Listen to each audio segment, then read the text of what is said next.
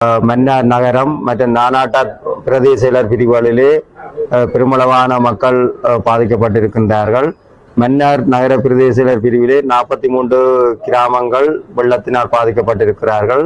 12,469 குடும்பங்களைச் சேர்ந்த 43,623 பேர் பாதிக்கப்பட்டிருக்கிறார்கள். அதே போன்று நானாட்டான் பிரதேச செயலர் பிரிவில் 3 கிராம அலுவலர் பிரிவுகள் பாதிக்கப்பட்டிருக்கின்றது. அதிலே 16 குடும்பங்களைச் சேர்ந்த 56 பொதுமக்கள் பாதிக்கப்பட்டிருக்கின்றார்கள்.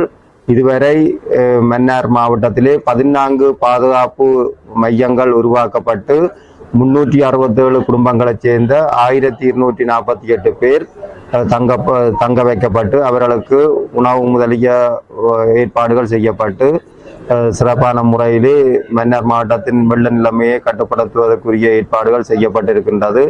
அத்துடன் மன்னார் மற்றும் நானாட்டாம் பிரதேச பிரிவிலே 16க்கும் மேற்பட்ட ஜேசிபி வாகனங்கள் பணிக்கமர்த்தப்பட்டு வெள்ளம் தேங்கியுள்ள பகுதிகளிலிருந்து வெள்ள நீர் கடலுக்கு அப்புறப்படுத்தப்பட்டு வரும் நடவடிக்கைகளும் மேற்கொள்ளப்பட்டு வருகிறது. இதனை விட தற்பொழுது பெங்கால் குறைந்த தாளமுக்க நிலைமையால் மன்னார் மாவட்டமும் பாதிக்கப்பட இருப்பதன் காரணமாக இன்றைய தினம் அனைத்து திணைக்களங்களையும் அழைத்து இந்த பெங்கால் குறைந்த தாளமுக்க நிலைமையினை இவ்வாறு எதிர்கொள்வது சம்பந்தமாக கலந்துரையாடப்பட்டது. அதற்கமைவாக அந்த குறிப்பிட்ட நிலைமையிலிருந்து அந்த பாதிக்கப்படுற மக்களை பாதுகாப்பாக வெளியேற்றுவது மற்றும் தற்பொழுது காப்போத்த உயர்தர பரீட்சைக்கு எதிர்நோக்கி இருக்கின்ற மாணவர்களை வெள்ள பாதிப்பு உள்ள பிரதேசங்களிலிருந்து இவ்வாறு பாதுகாப்பான முறையில் அவர்கள் பரீட்சைக்கு தோற்றுவது சம்பந்தமாகவும் நடவடிக்கை எடுக்கப்பட்டிருக்கிறது.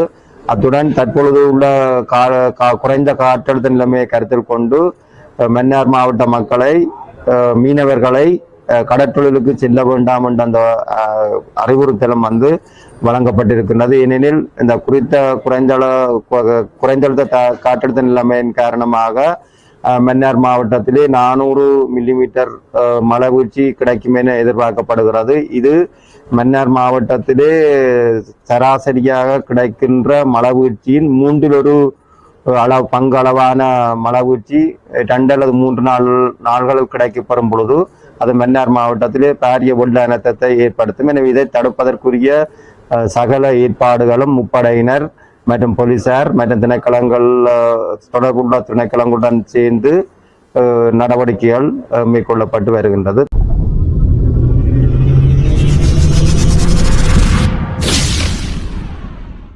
முசலி நியூஸ், இது ஒரு ஜனரஞ்சகமான குரல்.